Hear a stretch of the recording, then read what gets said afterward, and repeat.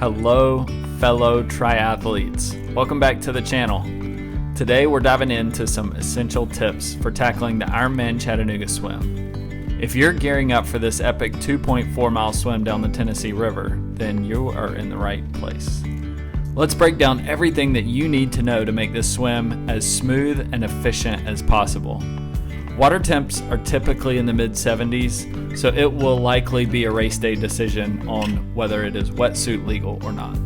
So go ahead and start praying that they find the coldest part of water in the river on race morning. At the end of this video, I'll share my thoughts on race morning and what to expect before you ever make it down the ramp to the swim. So make sure you stick around to the end for that.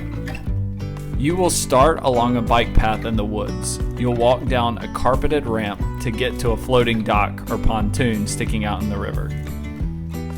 There is a timing mat at the edge of the dock, so your timer won't actually start until the moment you jump into the river.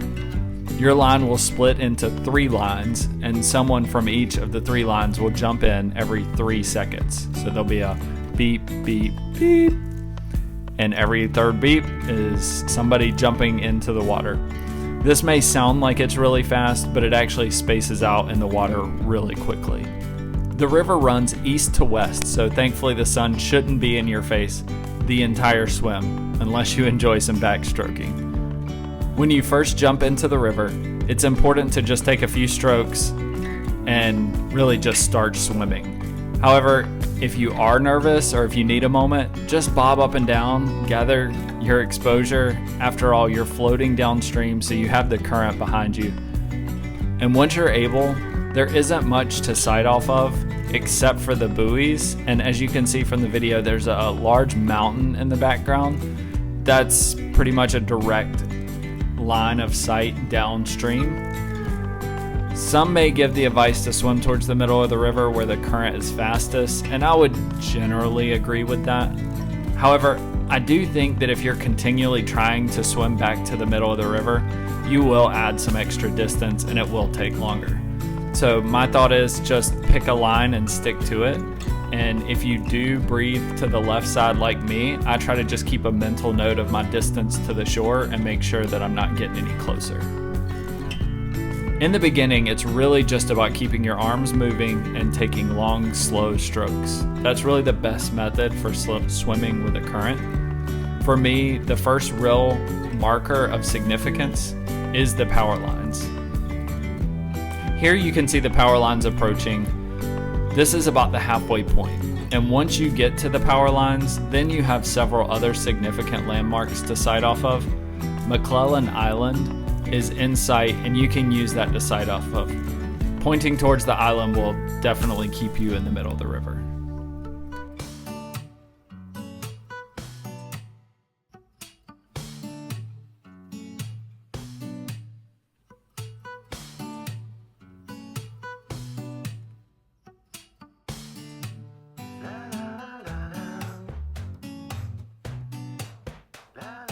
In the video, you can now see the buoys from the 70.3 in Chattanooga. I shot this video when I was there in May. You can see that they did a nice job keeping the buoys in the middle of the river.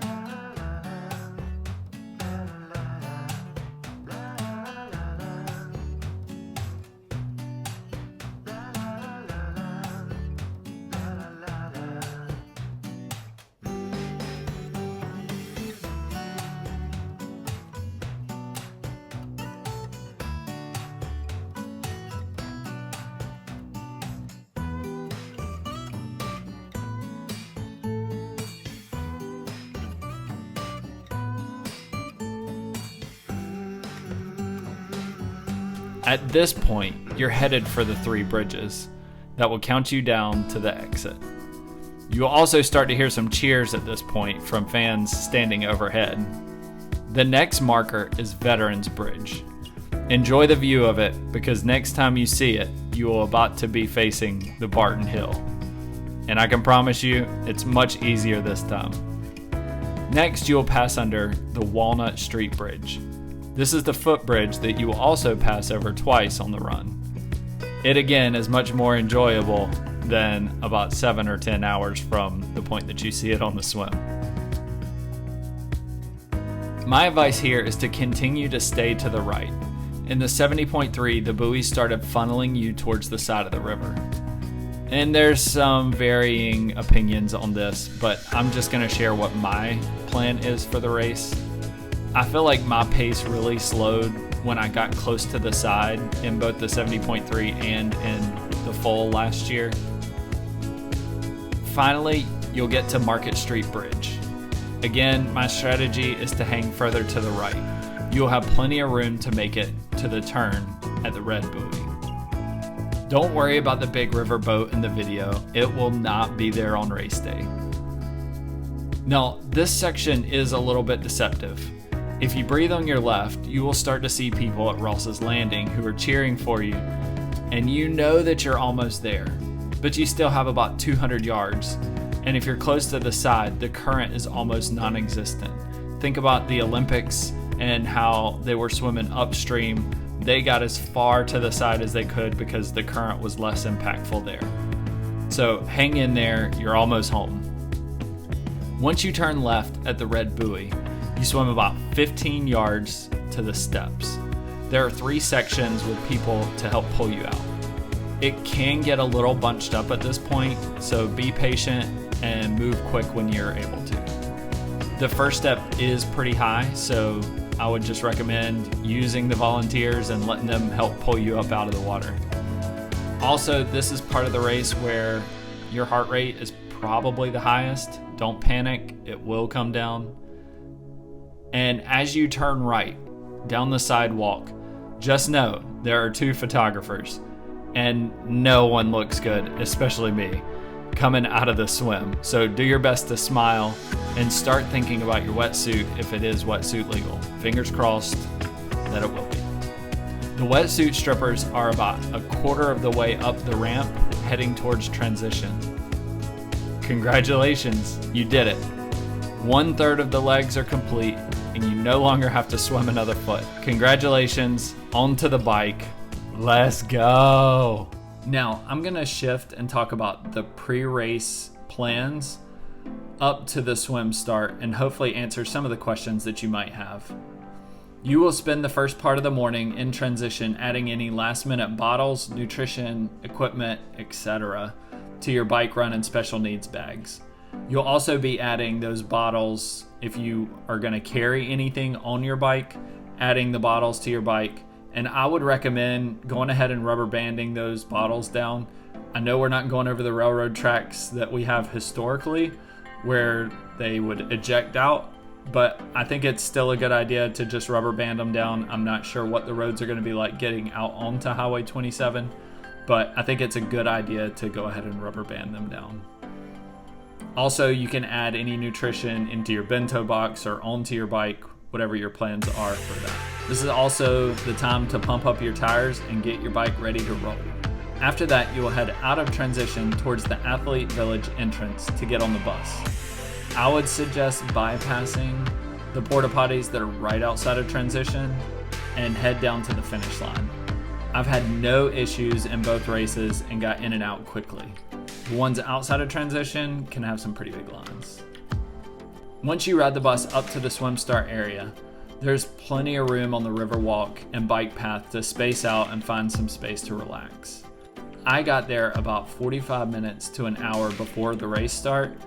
I found a nice place to lay down and calm the nerves. I think I had to pee about 6 times while I was staging there. And then about 20 minutes before the gun went off, I put on my sunscreen, body glide, and wetsuit. I made sure that all my belongings were in my morning clothes bag and started to queue up. There will be signs with your estimated swim time. There's a lot of debate going on with whether or not you queue up with your estimated swim time with the river or in flat water. I'll just share what the race director will say, and they will recommend that you queue up with your expected swim time in an unassisted flat water swim. So take that for what it's worth. The bike path is smooth and the ramp down to the river is carpeted, so I don't think that you'll need to wear any throwaway flip-flops, so you can pack those in your morning clothes bag. The morning clothes bag drop-off is right before you start heading down the ramp to start the swim. So you can hold on to your phone or whatever morning needs that you have up until really about 2 or 3 minutes before the swim starts. I carried my phone last time and was able to take some pictures and send some last minute texts before dropping it off in the morning bag and then handing it over. Now, if you found this video helpful, would you consider giving it a like and subscribing to the channel so you won't miss the next video providing more tips and advice that I wish that I had known in my first Ironman Chattanooga race. Thanks so much, and I will see you in Chattanooga. Let's go, baby.